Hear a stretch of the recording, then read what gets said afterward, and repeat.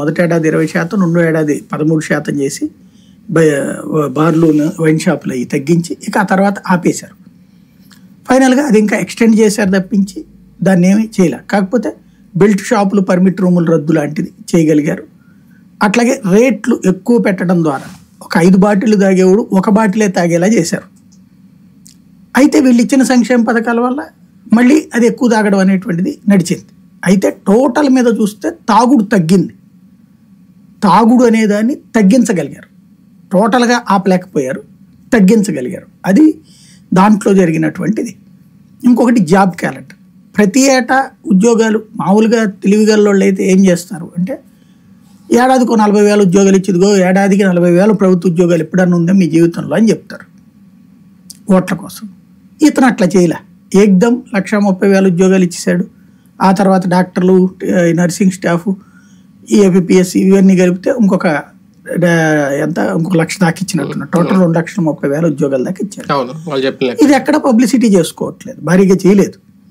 ఇది ఒక రొటీన్ ప్రాసెస్గా నడిచిపోయింది. కానీ జనానికి ఇచ్చినటువంటి వాళ్ళు ఎక్కువగా కోరుకున్నటువంటిది ఏంటంటే పల్లె ప్రాంతపు నిరుద్యోగి, డిఎస్సి, అట్లాగే అంటే ప్రతి మెగా డిఎస్సి, తర్వాతన ఈ కానిస్టేబుల్ ఉద్యోగాలు అంటే పోలీసు ఉద్యోగాలు, ఈ రెండింటి విషయంలో వెనకబడ్డారు వీళ్ళు. అది వాళ్ళు ఆశించింది జరగలేదు. మిగతా ఎన్ని అంటారా, ఏదైతే డ్వాక్రా రుణమాఫీ పర్ఫెక్ట్గానే చేసుకొచ్చారు, ఏడాదికి ఇంత ఇస్తానన్నారు, ఖచ్చితంగా వేస్తూ వచ్చారు.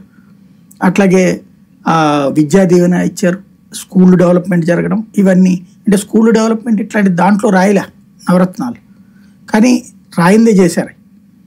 అట్లాగే ఈ మిగతా ఏది అమ్మ ఒడి కానీ ఇట్లాంటివన్నీ చేశారు. వాలంటీర్ వ్యవస్థ తీసుకొచ్చారు, సచివాలయ వ్యవస్థ తీసుకొచ్చారు. ఇవి ఓవరాల్గా చెప్పాలంటే ఈ 2 వ్యవస్థలు అయితే కనుక ఒక విప్లవాత్మకం, ఇంకొక 100 ఏళ్ళైనా చర్చించుకోదగినటువంటి అంశం. ఎందుకంటే ఒక వ్యవస్థ అంటే అసలు ప్రభుత్వం అంటే మనకు అదొక బ్రహ్మ పదార్థం.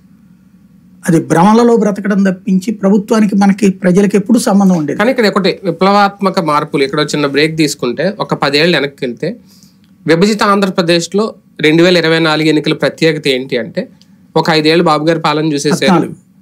నేను విభజిత ఆంధ్రప్రదేశ్ గురించి చెప్తున్నా. 2014 తర్వాత ఒక 5 ఏళ్ళు బాబు గారి పాలన చూసేశారు, 5 ఏళ్ళు జగన్మోహన్ రెడ్డి గారి పాలన చూసేశారు. ఇప్పుడు 2000 ఎన్నికల ముందు ప్రత్యేకత ఇద్దరిదే చూసేశారు. ఇద్దరిలో ఎవరు బెటర్ అని చూజ్ చేసుకొని ఇప్పుడు ఎవరో ఒక్కరిని ఎంచుకునే అవకాశం ప్రజల ముందు ఉంది. కానీ 2014 నుంచి 19 వరకు బాబు గారు ఫుల్ చెయ్యింది, రాష్ట్రం కోసం ఇంకా మిగిలిపోయినవి, తేల్చనివి, ఒక రాజధాని అంశం కానీ ఒక పోలవరం కానీ మెయిన్ ఏవైతే ఉన్నాయో అవి చేస్తానేమో జగన్మోహన్ రెడ్డి గారి అని ఆశించినవి 5 ఏళ్లలో ఆయన చేశారా? దాన్ని కంపేర్ చేస్తారా? కంప్లీట్ టాపిక్ ఇప్పుడు డైవర్ట్ అయిపోయింది కదా. ఇప్పటి వరకు మీరు చెప్పిన నవరత్నాల గురించో సంక్షేమం గురించి